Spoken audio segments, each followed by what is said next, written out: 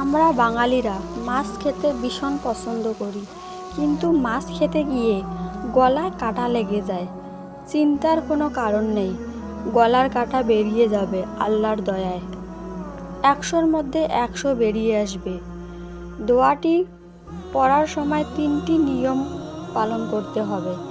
১ নম্বরে থুতনির নিচে যে গলা আছে, গলায় হাত রেখে ৩ শ্বাসে ৩ বার টান দিতে হবে। ২ নম্বরে শুকনো ভাতে ফু দিয়ে যদি খাও তাও হবে। ৩ নম্বরে পানির মধ্যে ফু দিয়ে খেলেও হবে।